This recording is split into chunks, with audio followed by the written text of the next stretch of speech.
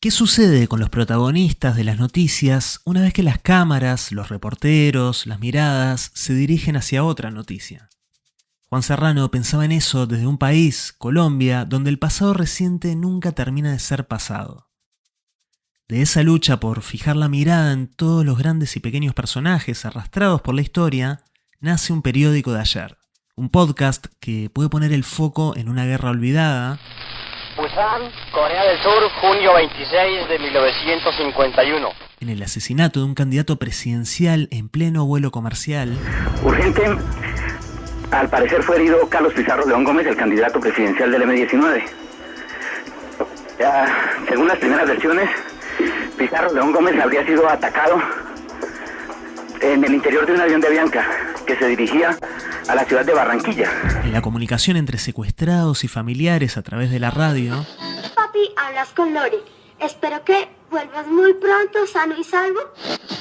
o en una Copa del Mundo perdida por desinterés gubernamental. El Mundial de Fútbol de 1986 no se hará en Colombia. Previa consulta democrática, aquí tenemos muchas otras cosas que hacer. Porque al fin y al cabo solo es cuestión de dejar que un viejo periódico madure y esperar que con el tiempo emerja de él la literatura. O, para ser más exactos, la no ficción. Les doy la bienvenida a Mapa Antojadizo de Podcast. Soy Maxi Guerra y junto a la Diaria Radio les traemos esta cartografía subjetiva de algunas de las grandes historias en audio en nuestro idioma. Un tour guiado por sus creadoras y creadores. Hoy nos vamos hasta Bogotá, Colombia, para hablar con Juan Serrano. Yo soy Juan Sebastián Serrano, soy productor y editor de podcast en la no ficción. Estoy en Bogotá, Colombia, en el barrio El Chicó, estrenando el estudio que hace poco rentamos. Es un edificio de oficinas. Tiene esta oficina la particularidad de que está casi del todo insonorizado, y digo casi porque por ahí se cuelan de cuando en cuando algunos sonidos de la calle, como en este momento que se está escuchando lejos el sonido de una alarma que ahí creo que se interrumpió.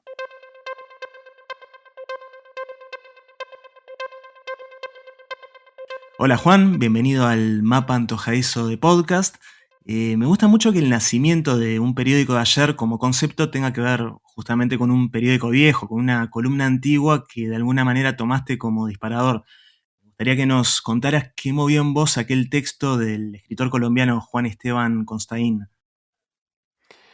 Juan Esteban Constaín es un escritor al que yo sigo mucho, he leído varias de sus novelas, es historiador, le ha interesado mucho el pasado de Colombia y en realidad el pasado universal. Tiene unos libros fantásticos, además tiene una altísima dosis de humor y es además un columnista eh, que escribe en el periódico El Tiempo. Y yo recuerdo hace por ahí unos 8 años, quizás un poco más, una columna de él que se titulaba Periódico de ayer, en la cual él decía, palabras más, palabras menos, lo estoy parafraseando de memoria, que dejen envejecer una página de un periódico entre aguacates si quieren y vean cómo de allí emerge mágicamente la literatura. Decía en esa columna de opinión que eh, las cosas vistas al trasluz del paso del tiempo se vuelven mágicas, ¿no? Están recubiertas de una pátina eh, espectacular que los vuelve increíbles, particulares, hermosas a su manera.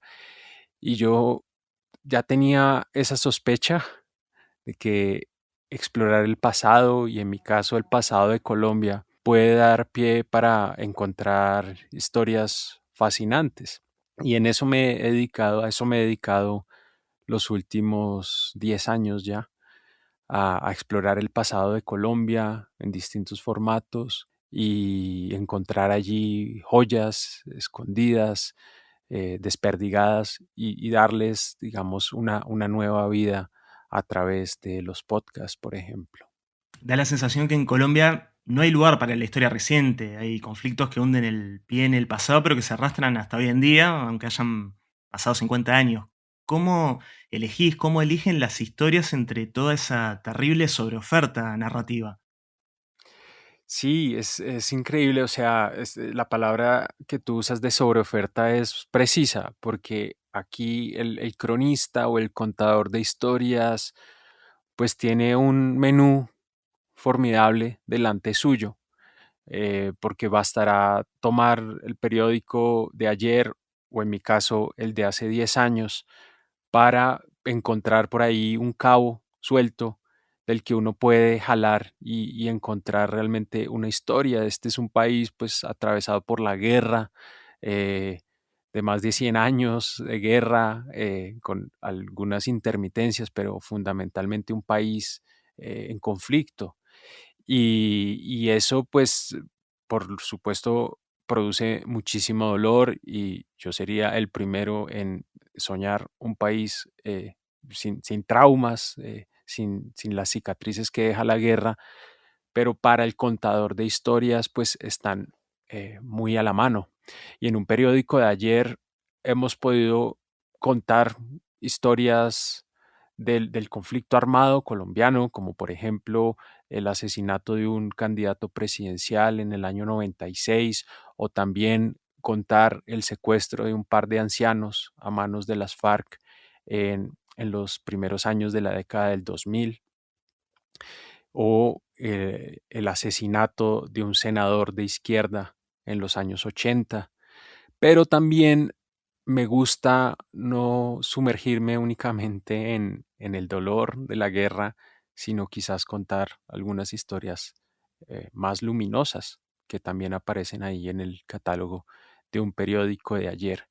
Y ahora mismo estoy un poco en esa onda de quizás abandonar un poco las historias de la guerra y buscar en otros ámbitos, porque en Colombia no solo ha pasado la guerra, han pasado infinitas cosas más. Pienso que también dentro de las peculiaridades de Colombia está la cultura de la radio que es muy fuerte. Saludamos oyentes en Colombia, en el exterior, selvas, montañas, ríos, lagunas, nevados, llanos, internet, gente que está tristemente secuestrada. A todos, gracias por estar acompañándonos en el Pulso del Fútbol. Don Iván, ¿cómo le va? Por ejemplo, una de las cosas que más me impactaron en la historia de los 12 diputados secuestrados por la FARC en Cali fue la relación con las transmisiones radiales. Esa cuestión de que hubiera una hora fija en una emisora para que familiares mandaran saludos a los secuestrados. A partir de esa cultura del audio y la palabra, de alguna manera no fue también natural para que mucha gente de tu generación se haya volcado al podcast en Colombia, o por lo menos que el podcast en Colombia haya sido recibido de otra manera. Sí, yo creo que tiene que ver con esa cultura tan profunda de la radio. Aquí en Colombia, la radio es la que marca la agenda noticiosa, por ejemplo. Los programas de radio en las mañanas son que tratan los temas de coyuntura, son los que permanentemente están entrevistando a los ministros, a los congresistas, y son los que marcan la agenda informativa del día, distinto a como ocurre en otros países, en los que, por ejemplo, la televisión juega un rol más importante en fijar la agenda de las noticias del día a día. Aquí es la radio. Yo siempre he sido un gran oyente de radio toda mi vida y te estoy hablando de cuando tenía 8 o 10 años. Me gusta mucho la radio musical y llamaba a las emisoras a pedir canciones, pero luego me volqué hacia las noticias más duras y todos los días me despertaba y lo primero que hacía era prender la radio. Yo me acostaba escuchando radio, yo llegaba de fiesta los sábados en la madrugada y me ponía a escuchar radio.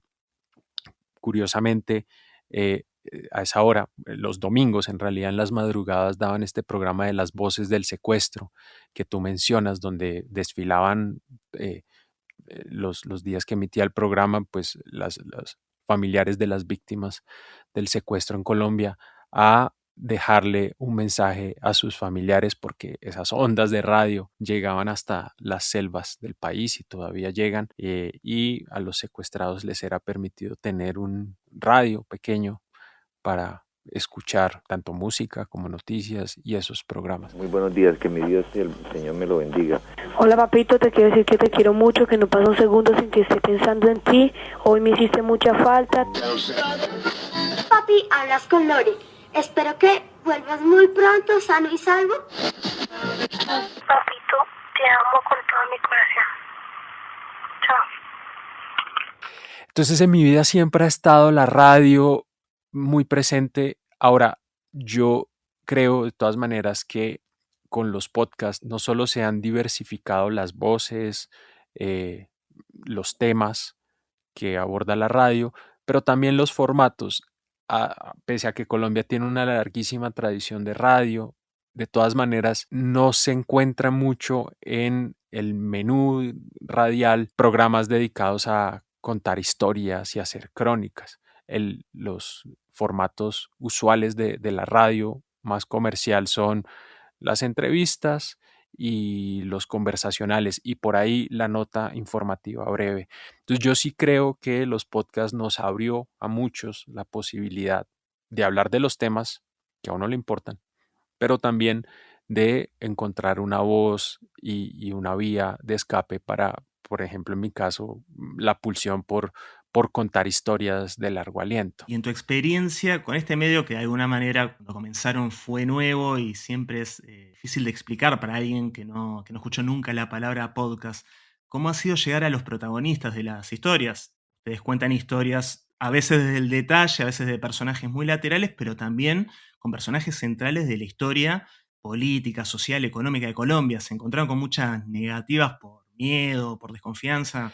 Es una gran pregunta, Maxi, porque yo que doy clases en la universidad, dedico un módulo a cómo solicitar una entrevista sin que te dejen en visto, o por lo menos limitar las posibilidades que te dejen en visto, y que puede parecer una obviedad, pero que yo creo que en esa tarea de pedir que alguien nos confiese o nos cuente su historia, pues se juega mucho, se juega incluso la viabilidad de la historia misma. Eh, yo por un lado me he encontrado muchas veces, pues por los temas que toco, a una resistencia completamente entendible para contar su relato, sobre todo mm, cuando son capítulos dolorosos de la vida de alguien. Muchas veces, de manera muy amable, casi siempre, nos dicen, no, muchas gracias por el interés en mi historia, pero no, no quiero hablar de eso. Hace muchos años en mi vida decidí que de ese capítulo no iba a volver a hablar. Y eso nos ha pasado muchas veces.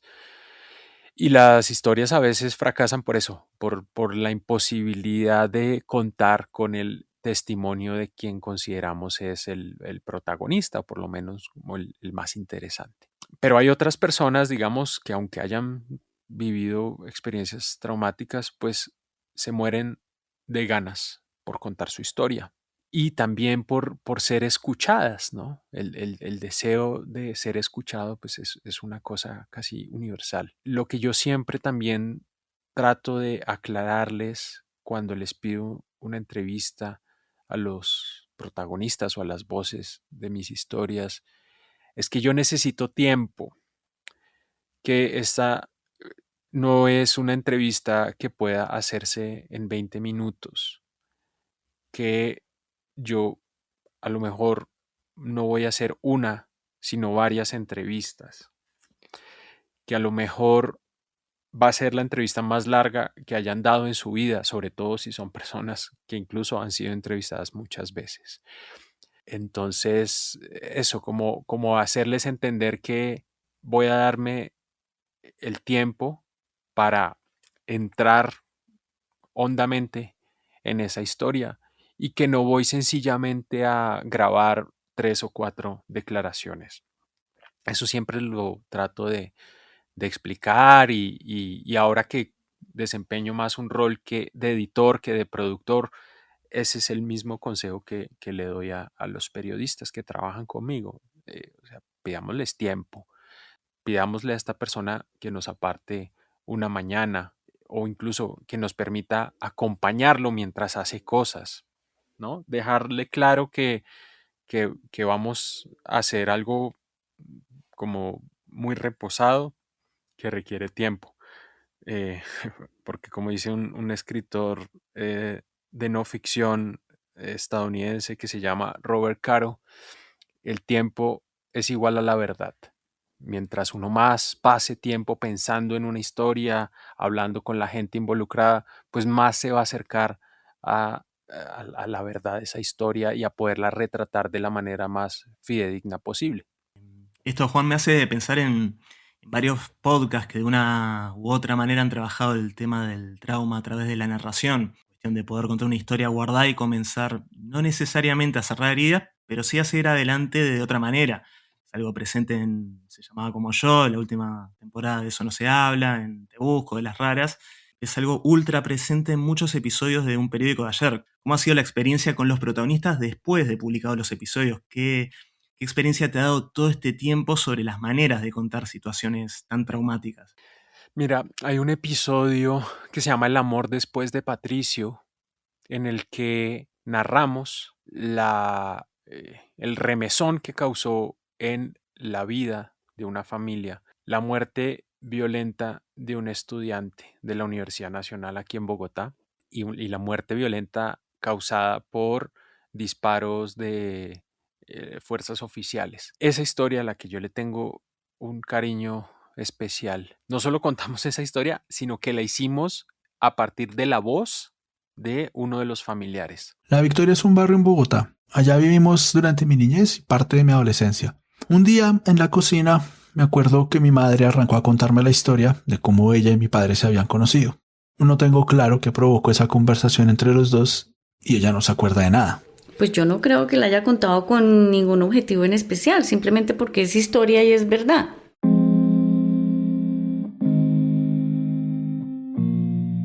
Mi madre me habló aquella vez del papel que en ese encuentro entre ellos jugó un tío paterno que no conocí. Se llamaba Patricio Silva. Tenía 19 años cuando fue asesinado en el campus de la Universidad Nacional, en medio de unas protestas en 1978. Pero antes de hablar de su muerte y de cómo él junto a mi papá y mi mamá, echemos para atrás en la historia de mi familia. Por el lado Para esa familia ese había sido el gran drama de su vida. Y todos, como se cuenta ahí en el episodio, habían vivido privadamente ese dolor. Uno se había hecho pintor, por ejemplo, y en sus pinturas trataba de plasmar ese dolor. Otro había dicho que se consideraba un hombre triste desde la muerte de su hermano Patricio. Y ese episodio fue para ellos una experiencia catártica, porque fue la primera vez que, como en comunión familiar, se dieron a la tarea de hablar de ese dolor que todos habían lidiado en privado, ¿no? Era una especie de eso no se habla familiar.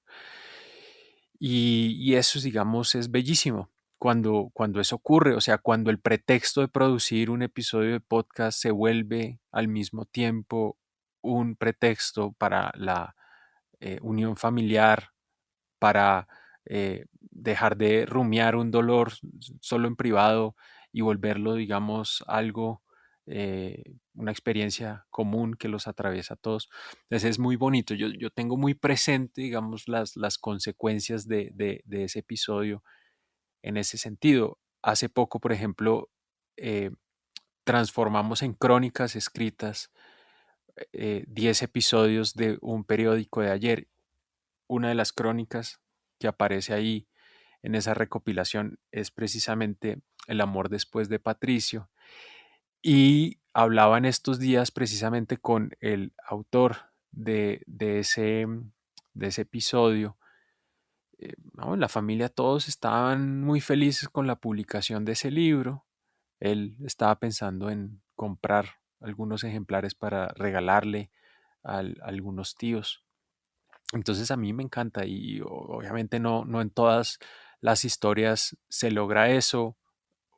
Obviamente no en todos los casos uno queda en contacto permanente con las fuentes de su historia, pero cuando eso sucede y cuando es una historia en la que es muy claro quiénes son las víctimas, y que uno, por supuesto, como contador de historias, pues se sensibiliza y se conmueve con su dolor, y que el episodio de podcast sirva para proteger contra el olvido esa experiencia familiar, a mí me parece bellísimo.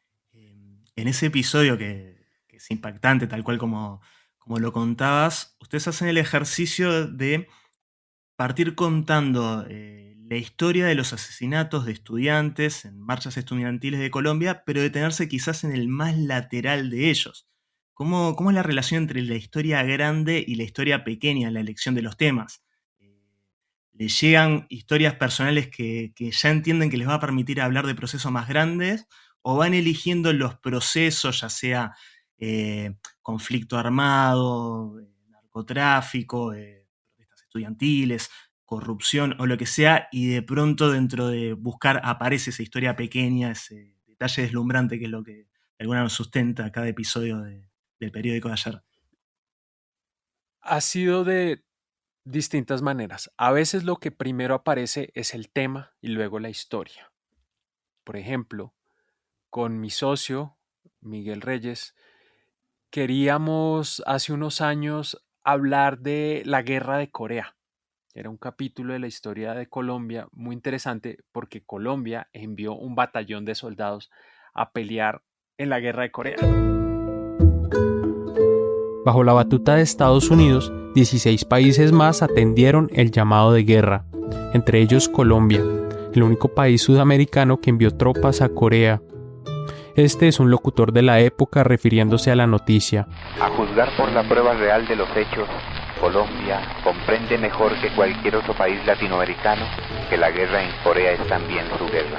Hasta la fecha, Colombia ha sido el único gobierno latinoamericano que promete ayuda militar aceptable para las fuerzas de las naciones. Que eso es difícil de entender hoy, digamos como decimos en Colombia, ¿qué pitos tiene que ver Colombia en una guerra tan lejana? Y queríamos hablar de ese capítulo que algunos otros han abordado en libros, en novelas.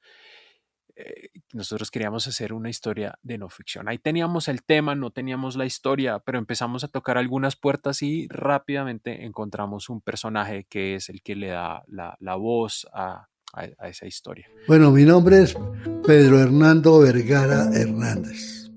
Pedro Hernando fue uno de los 4.314 soldados que integraron el Batallón Colombia. Hoy tiene 87 años, está bien de salud, tiene la mente clara, una familia unida y sigue trabajando todos los días en horario de 9 a 3. Pero a pesar de que han transcurrido 70 años desde que regresó de Corea, los recuerdos aún lo acompañan. La guerra me dejó un trago amargo. Ese es un ejemplo de cuando primero aparece el tema y uno comienza a rasgar la superficie y poco a poco va dando con la historia. A veces es a la inversa.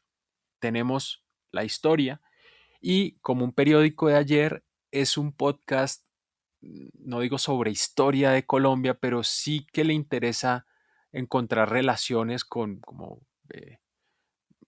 por lo menos noticias que han sido registradas o procesos políticos como el conflicto u otras cosas.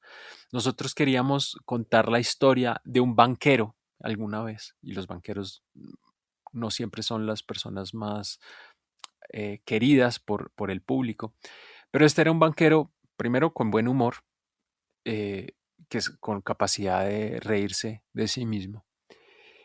Teníamos ahí la historia biográfica muy clara, pero luego fue un trabajo también de ver o entender de qué manera su historia también está vinculada con un hecho reciente de la historia de Colombia, que fue muy importante, que fue una crisis financiera a finales de los años 90, y cómo su drama personal de alguna manera está vinculado con esa crisis financiera. Entonces a veces aparece la historia primero, a veces aparece el tema y luego hay que vincularlo con algún proceso mayor. Pero algo que tú decías en tu pregunta, Maxi, me da mi pie para decir que no necesariamente nosotros estamos interesados en un periódico de ayer, en los grandes protagonistas de la historia. A veces nos concentramos más bien en estos personajes marginales que un poco de soslayo han sufrido las consecuencias de los grandes hechos. Y me hace pensar, por ejemplo, en un episodio que se llama Hasta morir, la historia de un guardaespaldas, un escolta, que murió al lado de su protegido cuando a este le hicieron un atentado en el año 96, creo. La persona que él protegía se llamaba Álvaro Gómez Hurtado. Álvaro Gómez Hurtado fue un líder político, un líder conservador muy importante en la historia de la segunda mitad del siglo XX en Colombia. Sobre Álvaro Gómez Hurtado se han escrito biografías, se han escrito libros sobre su crimen, hay pues material abundante, pero pocos se habían centrado en el escolta que murió al lado suyo, que además tiene un apellido que parece una predestinación, que se llama Hasta morir, ese era su segundo apellido. Y nosotros en un periódico de ayer nos centramos precisamente en ese personaje un poco periférico para explorar el dolor inenarrable de la familia de ese escolta. Entonces, no voy a negar que a mí como contador de historias también me interesan los protagonistas de los grandes hechos, pero también me interesan esos personajes quizás que sufren las consecuencias de la historia, digamos, o que están un poco en la periferia, pero que tienen una historia pues muy potente para contar. Y en eso también a veces ponemos el ojo es en eso, en ese tipo de personajes marginales que sufren la historia. Algo que me interesa mucho en los proyectos de la no ficción, tu casa productora que incluye un periódico de ayer, pero también a otras producciones de audio, es la presencia del fútbol. Yo por lo menos siento que en nuestros países se le suele pasar por el costado al poder narrativo del fútbol, sobre todo en el audio. ¿Qué encontrás en el fútbol como disparador narrativo?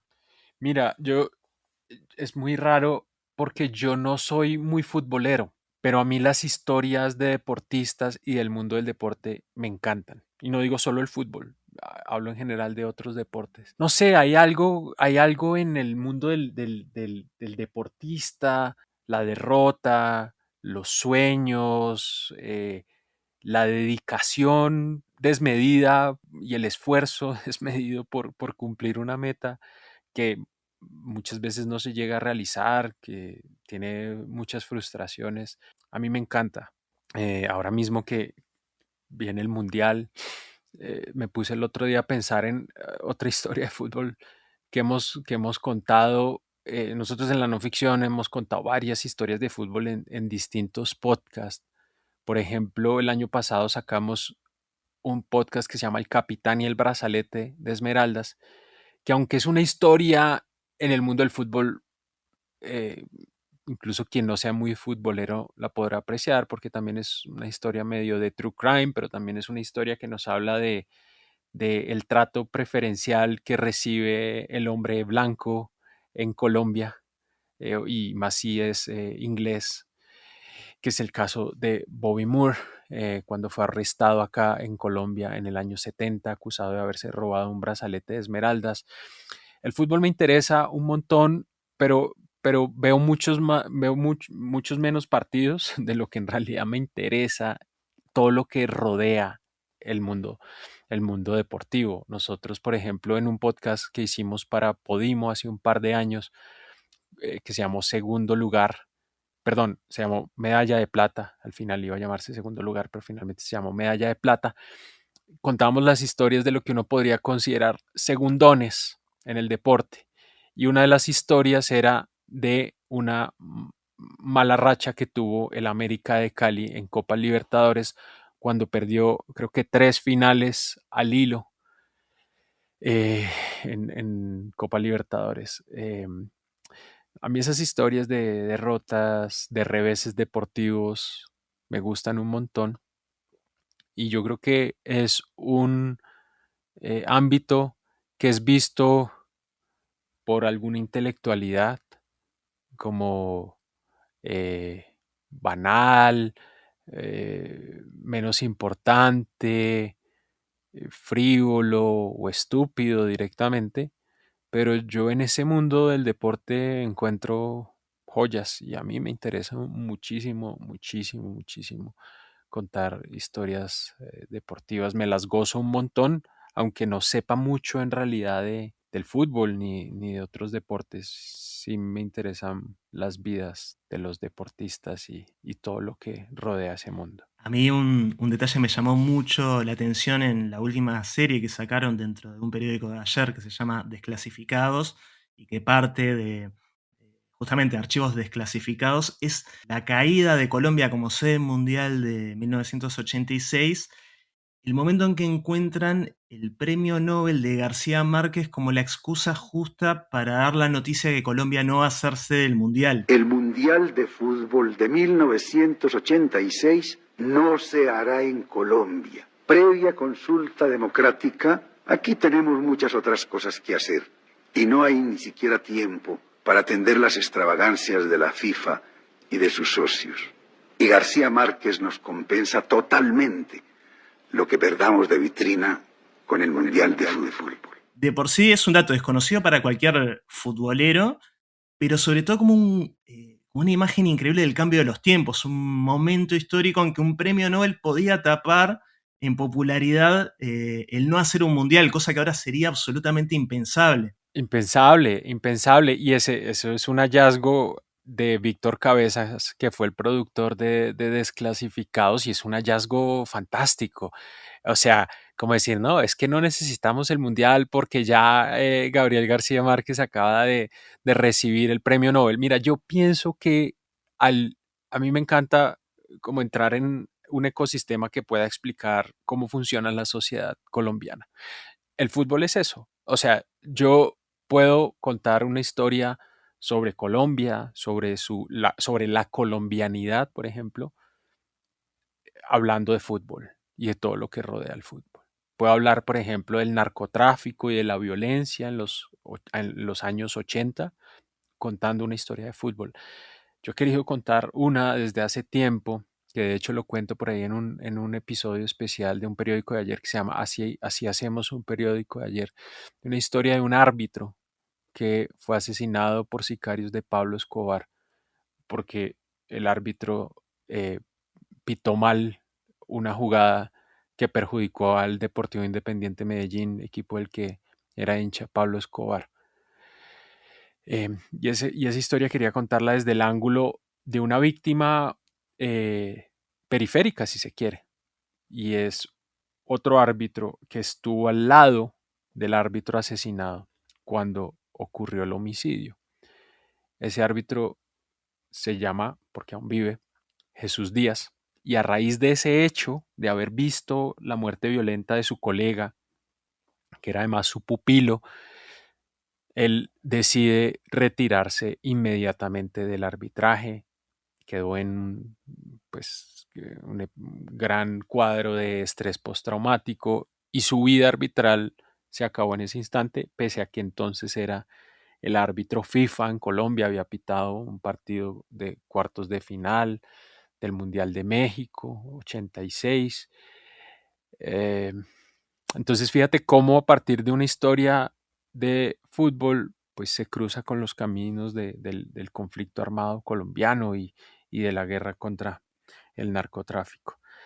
Entonces es eso, el fútbol puede ser un pretexto para hablar de Colombia y explorar nuestra historia y nuestra colombianidad y por qué somos como sociedad. Incluso pensando en ese episodio, algo que me gusta mucho, no solo buceando en los episodios de un periódico de ayer, sino también en otros podcasts colombianos, es esta cuestión de darle como otra densidad a la visión que tenemos en otros países de Colombia, porque yo, por ejemplo, las veces que me he topado con la información de que Colombia pudo ser sede de ese Mundial del 86 y no lo fue, la primera reacción desde afuera es, debe haber sido por el narco. Y escuchando el episodio es una sombra que en ningún momento se posa sobre eso. Hubieron otros fenómenos en Colombia que marcaron que no pudiese ser sede de ese mundial, y hay una cuestión de achatar la historia de Colombia vista desde afuera. Los 80 fue la época del narco, fue lo que pasó, y todo se explica por Pablo Escobar. ¿Cómo ves desde adentro, contando las historias desde adentro, la visión externa que se tiene de Colombia? Sí, no, pues ese es un buen ejemplo de cómo esa visión reduccionista de que todo lo que aquí sucede es estar marcado por la guerra y el narcotráfico, cuando no es así. Como te decía yo hace un rato, en Colombia nos ha pasado mucho más que la guerra. Esa historia, la negativa de Colombia a ser la sede del Mundial del 86, nada tuvo que ver con eso. Fue, creo yo, una estrechez de miras de nuestros gobernantes, de creer que organizar un mundial era un gasto suntuoso, innecesario, pero dejaron de lado lo que ha mostrado la historia, y es que un país que llega a ser sede de un mundial de fútbol, pues se catapulta, digamos, a un club muy exclusivo mundial, y eso trae consecuencias de beneficio económico, de prestigio mundial, que a la vez llevan a un país hacia el desarrollo. A mí me parece un gravísimo error, que lo lamento muchísimo, pero otros también lo lamentan. Y ahí hay un personaje muy interesante, del que además he querido hacer más cosas, que se llama Alfonso Señor, que fue el personaje que hacía parte del comité de la FIFA y que estaba completamente empeñado en un sueño quijotesco, que era precisamente que Colombia fuera la sede de un mundial de fútbol, y casi lo logró, pero tristemente fracasó. Bueno, Juan, muchas gracias por poner todas estas historias del pasado y el presente colombiano en el mapa. Un abrazo, Maxi, y gracias a ti por la invitación. A continuación, en la Diaria Radio, vamos a escuchar El amor después de Patricio, un episodio de la primera temporada de Un periódico de ayer. Bienvenidos a Un periódico de ayer, un podcast dedicado a explorar el peso de la historia y el pasado en las vidas privadas. Soy Juan Serrano. Colombia tiene un largo registro de asesinato a sus estudiantes. Es una escena que se ha visto cientos de veces en la historia del país. Los estudiantes de alguna universidad pública convocan una marcha para reclamar un derecho o protestar contra una política del gobierno. En medio de la protesta, los ánimos se encienden, hay arengas, piedras al aire, provocaciones de los estudiantes y, en respuesta, la policía o algún cuerpo militar del gobierno decide abrir fuego contra los manifestantes. Alguien cae al piso. El primer caso de un estudiante asesinado por el Estado colombiano, de acuerdo con los registros, es el de Gonzalo Bravo, un estudiante de Derecho de la Universidad Nacional. La policía, que custodiaba el Palacio Presidencial, le disparó la noche del 7 de junio de 1929, cuando éste hacía parte de una protesta contra el gobierno conservador de Miguel Abadía Méndez. Su muerte causó repudio en la ciudad y desencadenó en nuevas manifestaciones. Varios altos funcionarios tuvieron que renunciar por causa de ese hecho. El episodio quedó grabado en la memoria de una generación. Justamente para conmemorar un nuevo aniversario del asesinato de Gonzalo Bravo, todavía hoy, cada 8 de junio, se celebra en Colombia el Día del Estudiante. Dentro del listado de estudiantes caídos también hay que mencionar lo que sucedió el 9 de junio de 1954. Ese día, soldados del Batallón Colombia, que recientemente habían regresado de Corea, decidieron abrir fuego en el centro de Bogotá contra una marcha estudiantil, que justamente protestaba por el asesinato de un estudiante ocurrido el día anterior. 13 estudiantes murieron ese día, y aquella masacre sería uno de los episodios más oscuros de la dictadura del general Rojas Pinilla. Tanto el de Gonzalo Bravo como la matanza del 54 son quizás los casos más célebres de violencia oficial ejercida contra los estudiantes en la historia de Colombia. Pero, como dije al comienzo, la lista es larga. Hoy, en Un periódico de ayer, reviviremos un caso mucho menos recordado. Un caso que, si bien ocupó las primeras páginas de los periódicos por un par de días, con el paso de las semanas fue cayendo en el olvido. salvo claro, para la familia de la víctima, uno de cuyos miembros nos va a contar la historia. Él se llama Ricker Silva, es ingeniero, tiene un podcast llamado Autos y Carreras y a partir de aquí se hace cargo del relato. En la casa de mi abuela paterna hay colgada una imagen que de niño siempre me intrigó. Es un retrato tallado en madera de un hombre joven, unos 18 años calculo, mirada seria, algo despelucado. Era un rostro que guardaba cierto parecido con la imagen de Jesús, o al menos a mí me lo parecía cuando era niño. Tenía claro que no era ningún familiar que yo conociera, pero no recuerdo haber hecho preguntas al respecto. Años después, mi madre me contó de quién se trataba. Yo debía tener 12 años más o menos. Quisiéramos arrancar por cuando tú me contaste por primera vez la historia de mi tío Patricio. Yo no me acuerdo. No te acuerdas nada. No.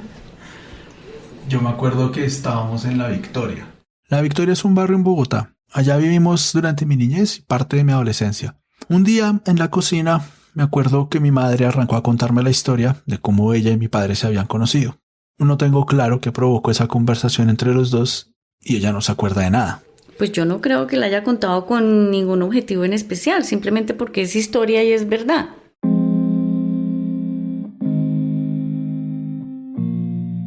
Mi madre me habló aquella vez del papel que en ese encuentro entre ellos jugó un tío paterno que no conocí. Se llamaba Patricio Silva.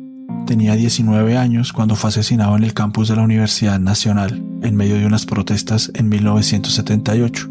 Pero antes de hablar de su muerte y de cómo él juntó a mi papá y mi mamá, echemos para atrás en la historia de mi familia. Por el lado paterno venimos de Ipiales, Nariño, el último pueblo colombiano antes del Ecuador. Una familia de clase media con 7 hijos. 7 hijos que se criaron bajo el mismo techo con 3 primos, lo que en la práctica los convirtió en una familia de 10 hermanos. Cuando les pregunto a ellos cómo era ese hogar en Ipiales, todos resaltan lo extremadamente unidos que eran. Yo soy Mirta Silva Ruales, soy la hermana mayor de Patricio Silva Ruales. Mi tía Mirta recuerda, por ejemplo, que religiosamente desayunaban, almorzaban y comían todos en familia. Era un ritual, o sea, no era que cuando quisiera uno pudiera ir a comer y cuando quisiera se pudiera parar, no. También armaban paseos todo el tiempo. En un Chevrolet modelo 50 se metían los 12 y salían para cualquier lado. A Las Lajas y de ahí a caminar a un pueblito cercano que se llama Potosí, a San Luis, que era donde llegaba, está el aeropuerto y llegaban los aviones y para nosotros eso era pues un espectáculo. Los Silva, al igual que muchas familias en las ciudades y campos de Colombia, se reunían en las noches alrededor de un radio a escuchar radionovelas. Este es mi padre, Ray, el mayor de todos. Teníamos un radiacito Philips y por turnos. Uno de nosotros tenía que pulsar, poner el dedo detrás del radio en un circuito para... Como una especie de antena, no, era una antena, pero era el dedo. Y teníamos que estar como que todos muy cerca, porque no permitía subir más el radio, porque la energía no daba para eso. Consecuencia de un mal paso. Comprende, un mal paso por amor. Un mal paso por amor. El escarabajo. Esa novela la tenemos grabada todos, y era una historia en Londres, y nosotros nos la sabemos porque nos hizo convivir.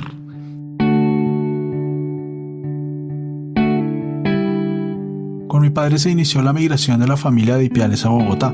Se vino en el año 69 por razones de estudio y tras él fueron llegando sus hermanos, mi abuela y por último mi abuelo.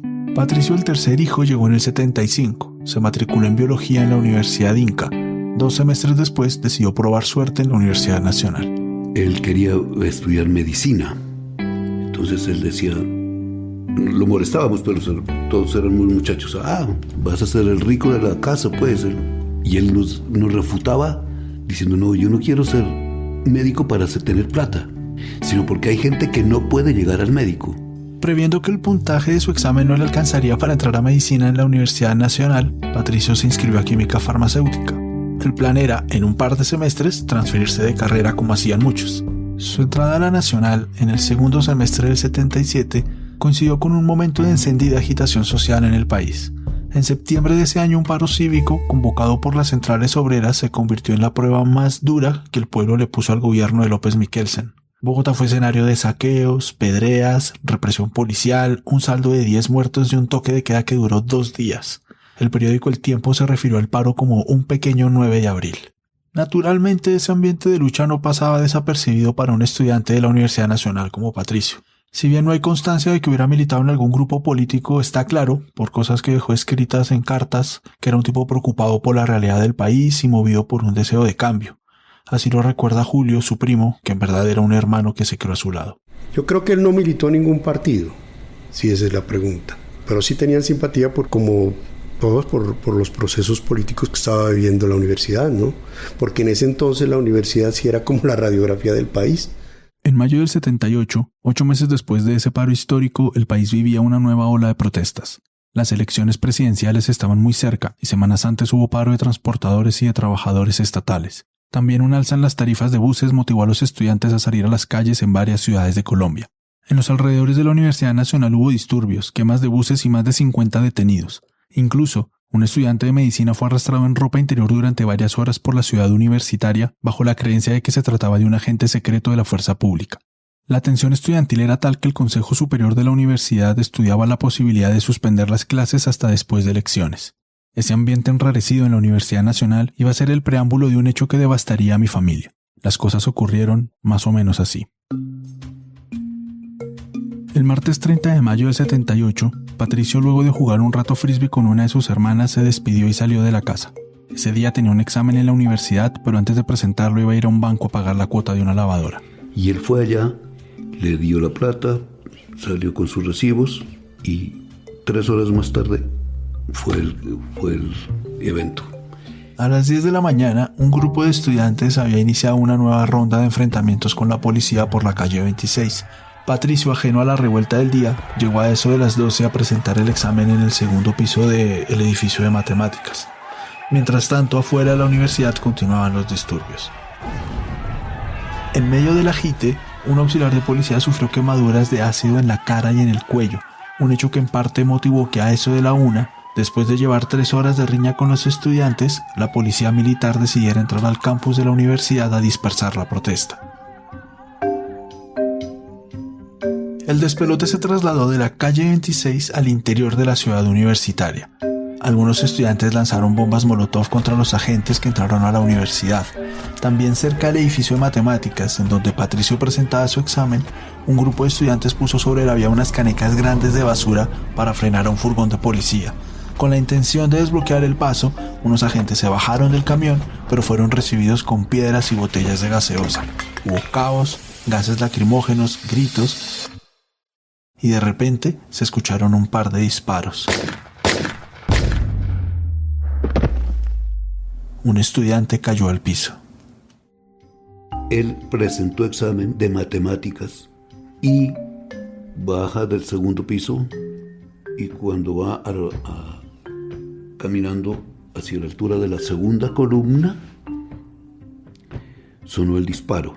Otro estudiante fue herido por una segunda bala en su hombro derecho, pero de los dos, mi tío fue quien llevó la peor parte. La bala con la que lo asesinan es de unas que explotan por dentro. La bala perforó su abdomen y dejó sus intestinos a la vista de cualquiera. Al verlo tendido en el piso y agonizante, un grupo de estudiantes se acercó para auxiliarlo. En ese momento se produjo un forcejeo entre ellos y los policías para ver quién se quedaba con él. Los estudiantes se impusieron en ese pulso y se lo llevaron a una clínica. Aquí de nuevo mi tía Mirta. Ese día era seguramente para mí un día común y corriente, hacia las 3 de la tarde, cuando me llamó un amigo de Patricio que estaba viviendo en nuestra casa, diciéndome que habían llamado y habían dicho que Patricio lo habían herido y que estaba en la clínica San Diego. Al llegar a la clínica, Mirta se enteró de que su hermano había muerto. También le contaron que unos estudiantes aprovecharon un momento de descuido de las enfermeras para tomar el cadáver a la fuerza y llevárselo a la Universidad Libre.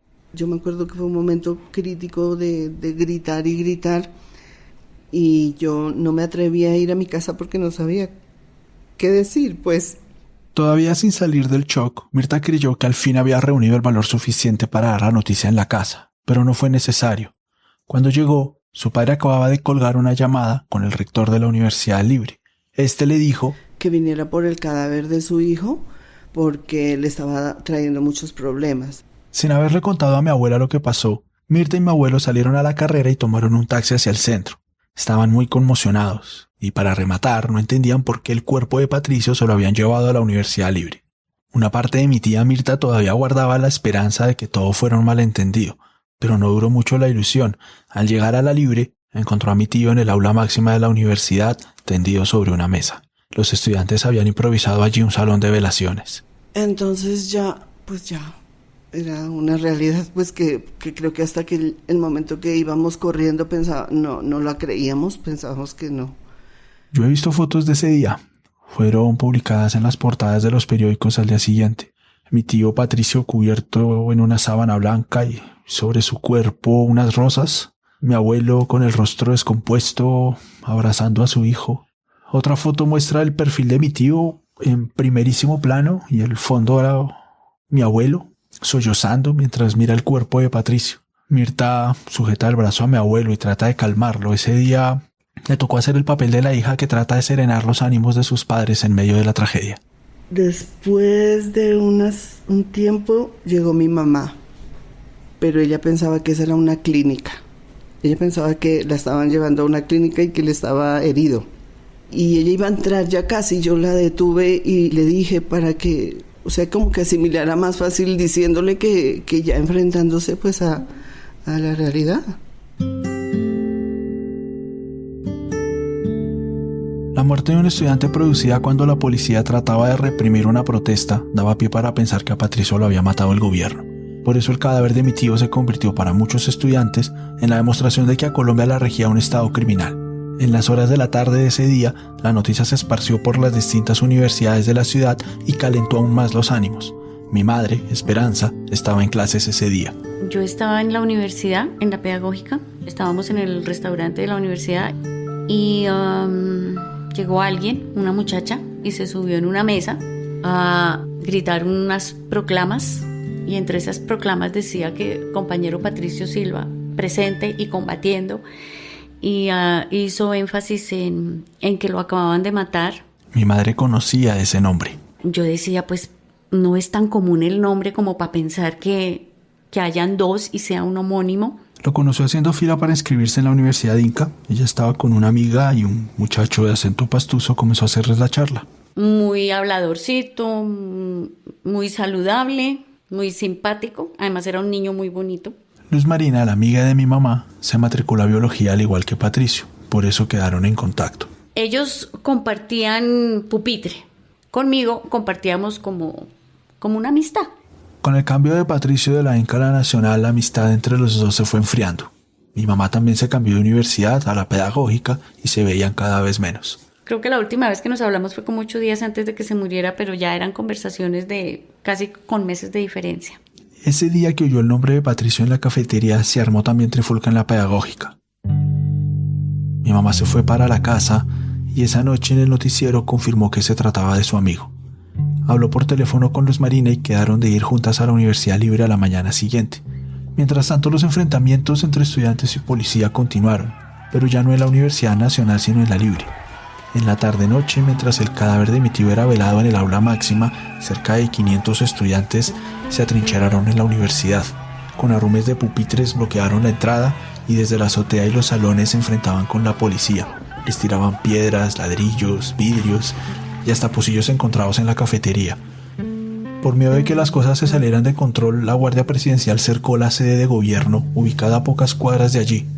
La policía militar, por su parte, acordonó el perímetro de la universidad y con tanquetas empezó a rociar gases lacrimógenos. Mi tía y mis abuelos quedaron atrapados sin poder sacar el cuerpo de Patricio. Era casi imposible respirar allá adentro. Nos tocaba buscar los baños y eso. Inclusive en el salón donde estaba era donde más gases echaban desde afuera, porque seguramente sabían que estábamos por allí. La policía pretendía recuperar el cuerpo de Patricio a la brava y los estudiantes a no dejárselo quitar. Querían ser ellos quienes lo enterraran. Desconfiaban además de lo que pudiera hacer la policía teniendo el cuerpo del estudiante. Desaparecerlo, alterar las evidencias, quién sabe. La Libre se había convertido en un campo de batalla entre dos ejércitos desiguales. Con el paso de las horas la situación se fue volviendo más tensa. A las 10:45 de la noche se escuchó por altoparlantes la voz de un militar pidiendo la retirada de los estudiantes en un plazo de 15 minutos.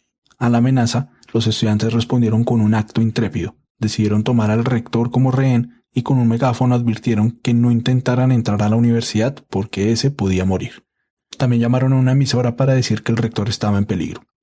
A las 11 de la noche, la policía militar lanzó bombas lacrimógenas contra las ventanas y la azotea de la Libre. Para disipar los gases, los estudiantes prendieron fogatas y abrieron los grifos de los baños. Parte del ataque se concentró contra el aula máxima y todo el mundo tuvo que salir de ahí. Se quedó Patricio. Yo creo que en mi vida nunca ni de lejos había sentido los gases lacrimógenos. Y nosotros sentíamos que nos estábamos ahogando porque nos echaban, no importaba quiénes estuvieran, había mucha gente y seguían como asfixiándonos. Entonces era como una película, porque nosotros no habíamos estado nunca pues en una manifestación, en nada. Entonces era una guerra que de pronto nos vimos ahí metidos como protagonistas, pues. Como que empieza uno a temer es por su vida, y el dolor de lo de Patricio como que quedó un poco allí quieto, mientras como que nosotros pensábamos en cómo nosotros íbamos a defendernos y a sobrevivir. Así pasaron la noche. Por suerte, al amanecer llegó una especie de tregua y la sensación de asfixia fue disminuyendo. Mientras Mirta y mis abuelos veían la manera de sacar el cuerpo de Patricio y darle sepultura, otros familiares viajaron hacia Bogotá desde otras ciudades. Mi padre, uno de ellos, que estaba de vacaciones en Ipiales, tan pronto llegó a eso de las 8 de la mañana, se fue para el comando central de la policía. Yo trabajaba en el Banco Popular, que se llama Sucursal San Agustín, y nosotros atendíamos a ellos, a la policía. O sea, las cuentas bancarias principales de la policía estaban allí en esa oficina. Entonces conocía al director, no era amigo, no, pero pues lo conocía, le hacía sus gestiones bancarias, lo atendía bien. Aprovechando esa relativa cercanía, mi padre le dijo: quiero que me dé permiso para enterrar a mi hermano. Él en ningún momento me dijo no, pero siempre me ponía unas condiciones propias del caso. Y decía, ves que deme permiso, solamente eso. ¿Usted cómo me garantiza? Porque yo le decía, yo le juro que no va a pasar nada. Nosotros, la familia, salimos y lo enterramos. El señor decía, no, ustedes no pueden porque hay mucha gente allá en la universidad. Para la policía la prioridad era mantener el orden público. Mi padre, en cambio, lo que reclamaba era una cuestión de elemental humanidad, tener el permiso para enterrar a su hermano. Luego de rogarle un rato, el tipo accedió. Dijo, bueno, vaya, hagan el sepelio. Al igual que mi padre, el rector de la Libre, César Ordóñez, también había estado adelantando sus gestiones. Aunque lo habían forzado a pasar la noche en la universidad, Ordóñez hizo de mediador para evitar que la toma de la universidad terminara en tragedia. Durante la noche y la madrugada habló por teléfono con el comandante de la brigada y el alcalde de Bogotá, Bernardo Gaitán Maecha, el ministro de Defensa y, según el periódico El Tiempo, con el propio presidente López Miquelsen. A todos ellos les pidió no allanar la universidad y que Patricio pudiera ser enterrado por sus familiares y los estudiantes. Si bien insistían en recuperar el cadáver, al final en la mañana accedieron a lo que pedía la familia. En medio del drama, el rector también tuvo espacio para el humor. Al ser preguntado por un periodista sobre el balance de los destrozos, Ordóñez dijo que todo lo habían dañado con el mayor cuidado. Gracias a la intermediación del rector y quizá también al pedido de mi padre, ya todo era cuestión de tiempo para que Patricio pudiera ser enterrado. Desde las primeras horas de la mañana hubo algunas señales de que los ánimos se habían apaciguado.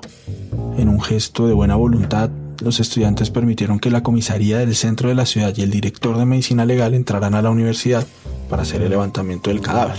Sin embargo, como las puertas permanecían bloqueadas con cientos de pupitres, los funcionarios entraron por un balcón encaramándose a una escalera. Usando el mismo método improvisado, a las 11 de la mañana entraron el ataúd amarrado a unas cuerdas. También entró mi padre por la misma escalera y fue hasta el aula máxima a despedirse de su hermano. Y me di cuenta que tenía puesto una chompa que era mía. Era mía en el sentido que como que me la compraron para mí. Pero a todos nos gustaba y el que cogía primero se la ponía. Estaba puesto esa chompa, su cabello mono, alborotado, y debajo de la chompa pues estaba la herida. De eso sí no hablo porque es muy cruda. Por su parte, mi mamá fue esa mañana al centro con la amiga a ver lo que había ocurrido. El acceso a la universidad seguía restringido. La Universidad Libre alrededor estaba absolutamente cerrada y la policía no dejaba pasar. Pero yo tenía unos familiares que viven ahí en la Candelaria y resulta que esas casas tienen una entrada por acá y una salida por acá al otro lado de la manzana. Y dio la casualidad de que se podía entrar por ahí y salir al otro caso a la zona prohibida. Así fue como las dos amigas de Patricio lograron colarse. Cuando entramos a la universidad, a Patricio lo tenían en una mesa. Y alrededor de esa mesa estaban unas personas que ella asumió que eran los familiares de Patricio. Yo al único que saludé fue a Ray, que yo me acuerdo que me acerqué y le dije, ¿usted es Raimundo, el hermano de Patricio? Entonces me dijo, sí. Le dije, mucho gusto, Esperanza, yo era amiga de Patricio. Y eso fue todo. Y le extendió la mano. Es muy curioso, Patricio estaba en la mesa, yo estaba a este lado y Ray allá, y la mano nos la dimos así, encima de él. Alrededor de la 1 de la tarde, un grupo de estudiantes quitó los pupitres de las puertas para sacar el ataúd. Las autoridades habían puesto 2 condiciones para el sepelio. 1, que no habría misa de despedida. Y 2, que el recorrido hacia el cementerio central se haría por donde ellos dijeran. Además, el cortejo estaría vigilado por detectives del gobierno confundidos entre los asistentes. Cuando se inició la marcha caía sobre el centro de Bogotá una lluvia ligera. El rector fue de los primeros en salir y lo acompañaban personas con la cara cubierta. El cajón iba arropado por una bandera roja y era cargado por unos estudiantes. Algunos metros adelante iban los papás y hermanos de mi tío Patricio. Bajaron por la calle Octava y luego tomaron la carrera séptima hacia el norte. La lluvia aumentó mientras más gente se sumaba a la marcha. Muchísima gente, era impresionante. Era impresionante esas calles como estaban llenas de, fundamentalmente pienso, jóvenes estudiantes. Al cruzar la 24, 10ª con 24 para encaminarnos al occidente, al cementerio, yo miré hacia atrás y quedé impresionado, y le decía a mis hermanos, hay mucha gente. Había, hasta donde yo alcanzaba a ver que era hasta la Jiménez, era lleno de gente, y de los balcones la gente le botaba flores. Y de los edificios echaban papeles blancos, así como picadillo de papeles. Y gritaban, y bonito, ¿no? Aplaudían, y pañuelos blancos. Imposible olvidarlo. Estaba como en shock, como que la película seguía. Pues nosotros como, ¿aquí en esto qué es? Según el periódico El Espectador, cerca de 5.000 personas asistieron a la despedida de Patricio. Su cuerpo fue enterrado en las bóvedas del cementerio central, en medio de discursos estudiantiles y cánticos. Hacemos una corta pausa y al volver, Ricker nos cuenta las huellas que dejó aquella tragedia familiar y cómo, a partir de ella, nació el amor entre 2 personas. Ya volvemos. Hola, aquí de nuevo Juan Serrano. En La No Ficción, la casa productora de este podcast, le apostamos a las buenas historias bien investigadas, que entretienen y tocan fibras humanas. Todos dentro del equipo disfrutamos mucho con cada cosa que hacemos, pero claro, es un trabajo que toma tiempo y cuesta plata. Las donaciones de nuestros Patreons nos ayudan a cubrir esos costos y contribuyen a que podamos dedicar meses a producir cada una de nuestras historias. Si quieres convertirte en Patreon y ayudar a sostener este proyecto, visita la página patreon.com/lanoficción. Puedes donar a partir de $2 al mes. Cada aporte cuenta. De nuevo, patreon.com/lanoficción. Ok, de vuelta con el episodio. La partida de defunción de Patricio Silva dice: causa principal de su muerte, shock hemorrágico por herida de proyectil de arma de fuego. Desde el primer momento hubo indicios de que aquella bala había sido disparada por agentes oficiales cuando trataban de reprimir una protesta estudiantil. En otras palabras, la muerte de Patricio tenía un claro aroma de crimen de Estado. Eso explica que en las semanas siguientes a la muerte, varios abogados se ofrecieran a ser apoderados en una futura demanda contra el Estado. Todas las personas le dicen a uno, demande que eso es ganado. Demande porque el muchacho no estaba haciendo nada. Si ustedes demandan, ganan el pleito. Entre los abogados que buscaron a la familia para ofrecerle sus servicios estaba el profesor Eduardo Umaña Luna, uno de los fundadores de la Facultad de Sociología de la Universidad Nacional y uno de los más conocidos defensores de derechos humanos en el país. Su especialidad era, precisamente, casos de abuso cometidos por agentes del Estado. Fuimos a visitarlo, habían citado a mi tío. Entonces el doctor Eduardo Umaña Luna le decía que había que presentar una demanda contra el Estado y que la tenía ganada. Entonces le decía a don Sigifredo, esto lo vamos a hacer pagar porque el gobierno tiene que pagarle, porque estaba a la luz pública todo lo que había pasado, él lo mató el Estado. La indemnización, según el abogado, sería una suma altísima. No sé, 500.000 millones, una joda así. Sin embargo, mi abuelo se opuso. Dijo, miren, muchachos, si cualquiera de estas diligencias judiciales hicieran que yo tuviera a mi hijo 1 minuto, la hago. Pero nada me lo va a devolver. La gente le decía, mire, es que no es por la plata, no, es un hecho significativo que esto no puede volver a ocurrir. Pero él dijo que no por mucha plata que haya no le iban a reponer la vida de su hijo, entonces no se hizo nada. En esos días de dolor, de sentir que nada podría compensar la pérdida de un hijo, mi abuelo le escribió una carta al presidente López Miquelsen. Bogotá, Distrito Especial, junio de 1978. Le pedí a mi tío Julio César que la leyera. Doctor Alfonso López Miquelsen, presidente de Colombia.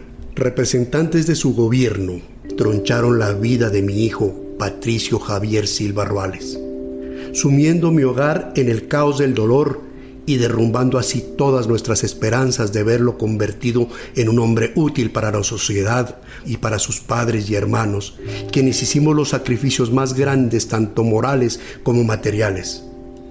Dejamos nuestra patria chica, Ipiales, Nariño, no por hobby de vivir en la capital, sino con el único anhelo de que nuestros hijos se realicen, y solo conseguimos que manos criminales, ignorantes con uniforme, manchen el suelo patrio con la sangre de tantas víctimas inocentes que a través del mandato claro, que claro no tiene sino el nombre porque está sumido en las tinieblas de la muerte. Pero claro, para su gobierno tan democrático como es el pregón de todos los días, no les conviene que el pueblo se eduque porque entre más ignorantes estemos, tienen más facilidad para convertirnos en sus servidores y continuar haciéndonos esclavos.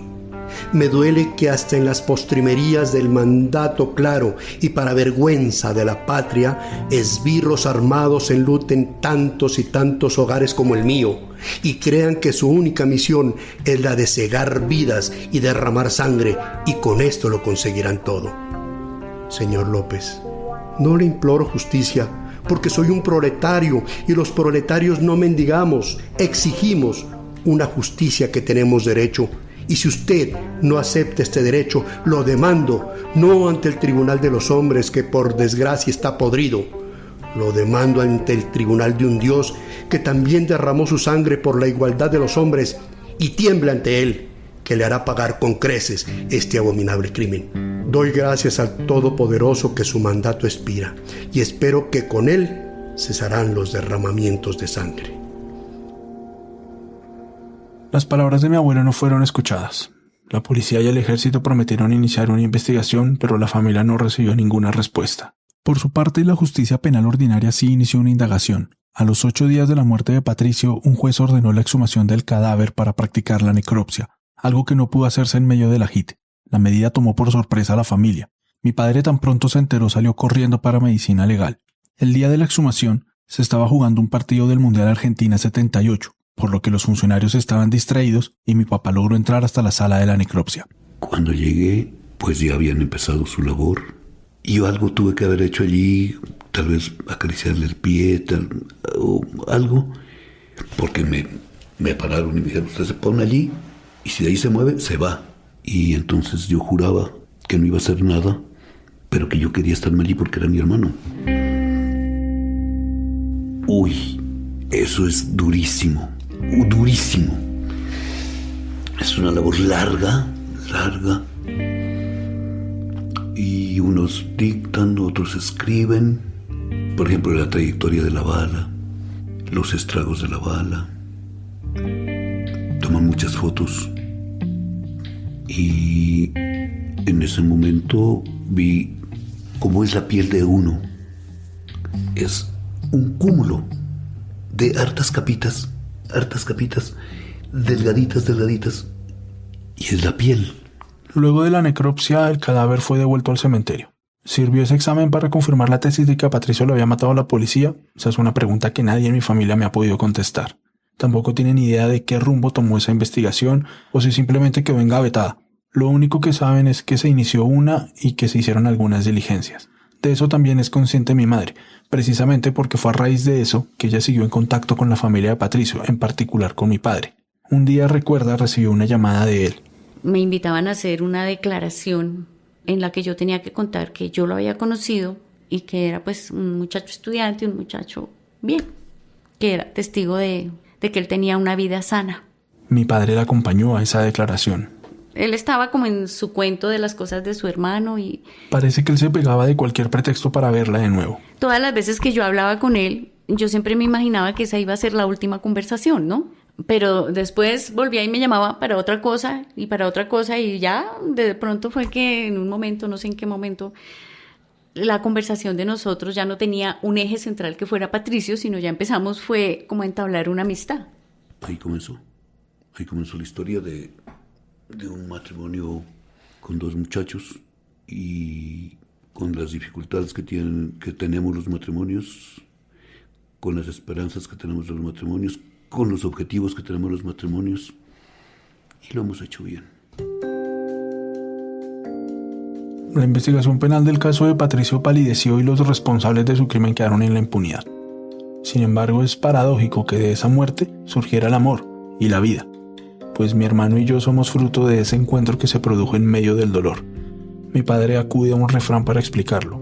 Matrimonio y mortaja del cielo baja. En ese momento apareció ella. Matrimonio. Estos últimos meses que me he puesto a la tarea de hurgar en el pasado de mi familia, me he dado cuenta de la honda huella que dejó en todos ellos la ausencia de Patricio. Ese evento en mi familia cambió la vida. Quizá no pueda uno definirlo, pero siente uno que era otra la vida y es otra la de después.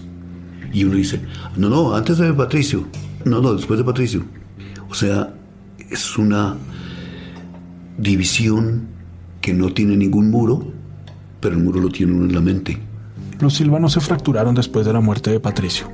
Siguieron siendo tan unidos como lo eran de niños en Ipiales cuando se reunían en las noches a escuchar radionovelas. Sin embargo, la pérdida de su hermano creó entre ellos un silencio. El tema Patricio se convirtió en un asunto prohibido. Es que la negación fue total, es que nosotros nunca más volvimos a hablar de eso.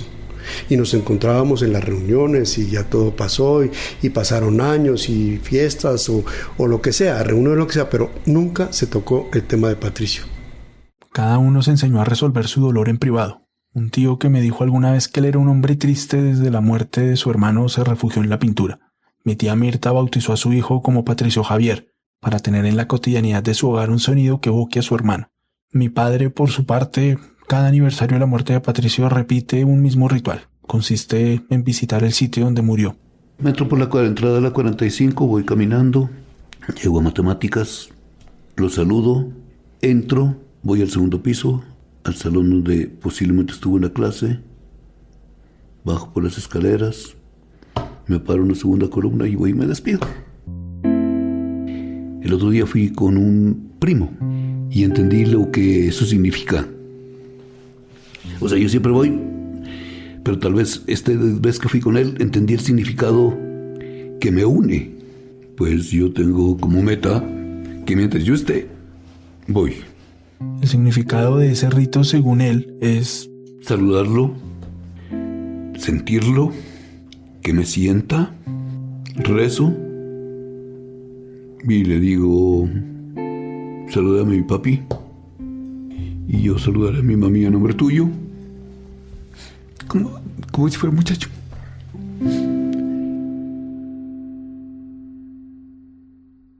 Esta tarea de documentar en un podcast la historia de mi tío Patricio ha tenido un efecto terapéutico para la familia. Ha servido sobre todo para que se hable con mayor naturalidad sobre el tema, para sacar ese dolor que han tenido guardado por tanto tiempo, por décadas. A mí en lo personal también me ha servido para unirme más a ellos, Actualmente hay planes para ir juntos al campus de la Universidad Nacional y restaurar una placa que se instaló hace décadas en memoria de mi tío. Es un paso en el proceso de sanar las heridas, de entender que aquella tragedia que les remeció la vida no tiene por qué doler para siempre. Este guión fue escrito por Ricker Silva y por mí. La edición es de Miguel Reyes y Alejandra Vergara. La mezcla y el diseño de sonido son de Daniel Díaz. Gracias a Julio César Luna por habernos servido como voz actoral de la carta al presidente López. Un periódico de ayer es una producción de la no ficción y es realizado gracias al apoyo de PRX y el Google Podcast Creator Program. Recuerden que estamos en redes sociales, @lanoficción en Instagram y Twitter. Si te gustó este episodio, compártelo, ayúdanos a correr la voz. Agradecemos a los Patreons de la no ficción, entre ellos a Juan David Reyes, Paula Restrepo, María Alejandra Cruz, Katrina Moscarela, Andrés Barragán, Guillermo Toro, Camilo Arango, Carlos Valencia, María Alejandra Toro y Liliana Maya. Si quieres donar algo, visita la página patreon.com/lanoficción. Mi nombre es Juan Serrano. Nos vemos la otra semana.